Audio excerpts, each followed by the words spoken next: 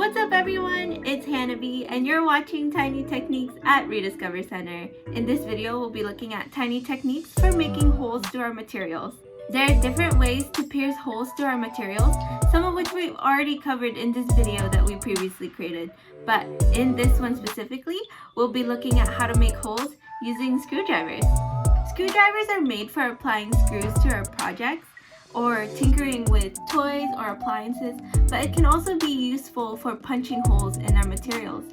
This especially works for cardboard, really thin plastic, or even possibly fabric. It's pretty simple. First, you want to mark where you want to pierce the hole with a pen, pencil, or marker. Depends on the type of material that you're working with.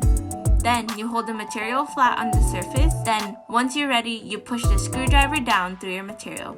If you're working with something that is already super thin to begin with, it helps to take a roll of tape or a piece of cardboard to elevate the thin material. You push the screwdriver down and let the screwdriver pierce through the hollowness inside the roll of tape or the cardboard. You want to use a roll of tape and not put your hand behind the material and hold it up and pierce through it, because then that puts your hand at risk of getting poked by your screwdriver or even worse. It's a safety thing. Pretty simple, don't you think? Using this tiny technique, I can make projects just like this super cute Ferris wheel. All I use for this Ferris wheel is tape, mylar, cardboard, and some recycled earrings that I wasn't gonna use anymore. Thanks for watching. I hope you learned something. If you liked this video, please share this with your fellow makers and tinkerers.